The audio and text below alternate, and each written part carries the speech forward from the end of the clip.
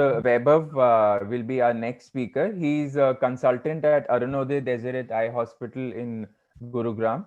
Dr. Vaibhav, yeah, are you ready? Yes, is my screen visible? Yeah, Yeah, visible. it's visible. Thank you. One second. So thank you for a lovely discussion and great surgeries and great inputs by our esteemed panel. So I'll be taking you through vitreomacular interface disorders. The first is vitreomacular attraction.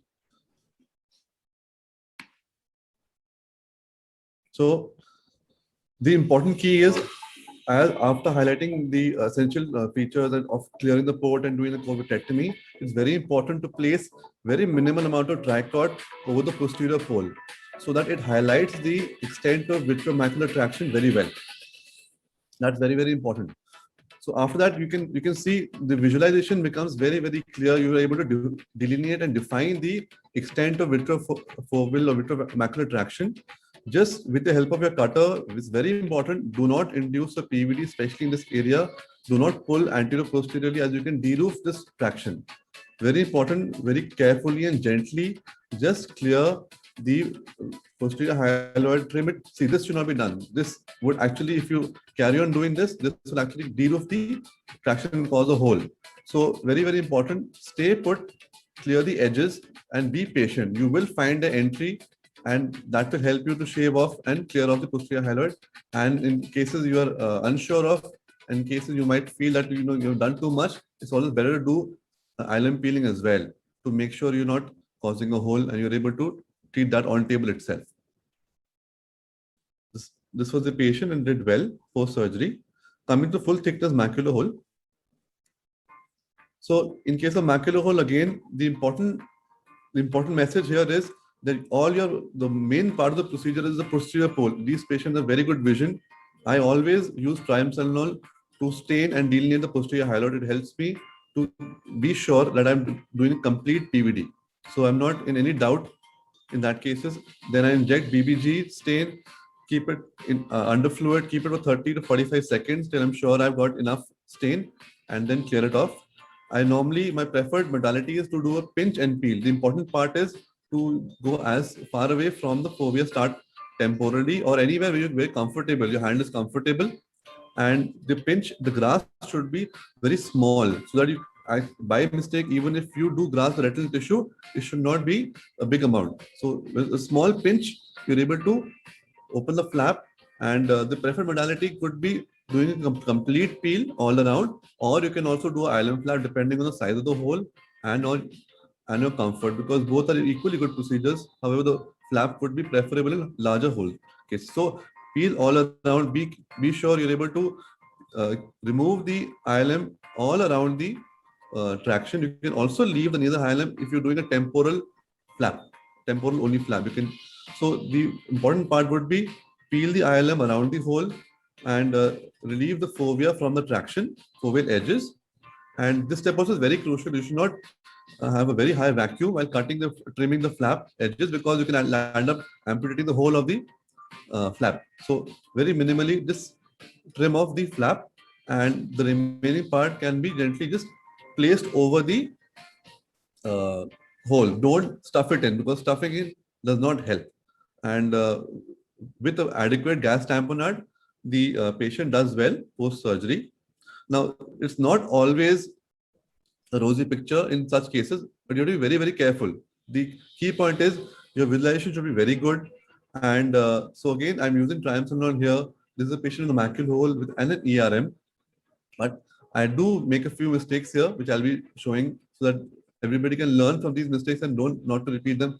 As I was comfortable, I tried using a reused flexi loop, which I sometimes use to create a opening flap. Here, I'm not able to scratch off and create a flap very clearly. My illumination is very far away. Now I illuminate, and now watch what I did. I created a small iotrogen break here. Yes, that's a full thickness break far away.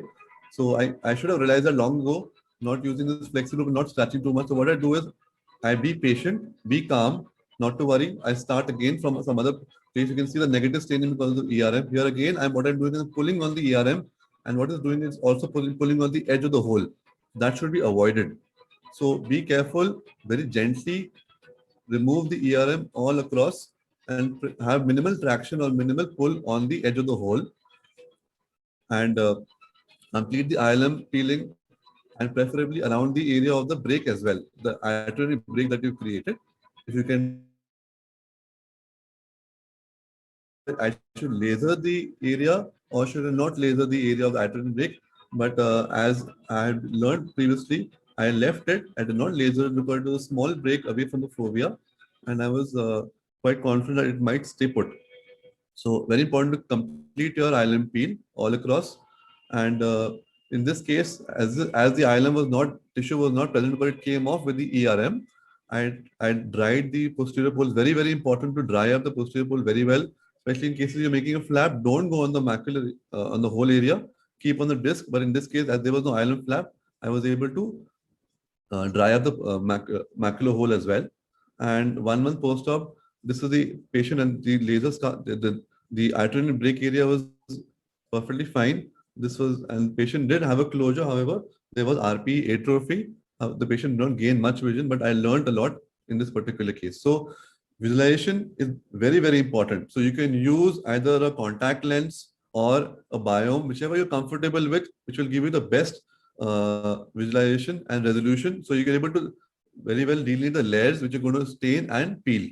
Good staining is very, very essential. Restain to confirm. Choose the instrument which you're comfortable. You don't have to switch over to something which might be easier, but basically very important. You should have used that instrument in your hands multiple times, and always check the periphery for itinerary breaks, because during PVD induction, it's quite possible in mid periphery, you might have created a small break, which can actually worsen the situation later on, and learn from each case. Thank you for your kind attention. Excellent videos, Vaibhav. Am I audible? Hello? Yes, yes. Yeah.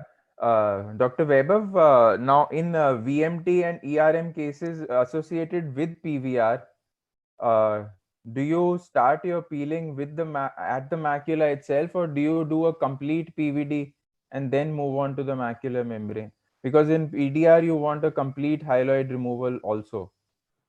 So, because these cases are more complicated when it is coexisting with the PDR, ERM and VMT. Right. I like to have the panel as well give the input on such cases. I've not done such cases, though I have tackled many, but still my experience would be less. I would preferably do a PVD induction, and because you have to have a PVD over that particular posterior pole area, that's very, very essential.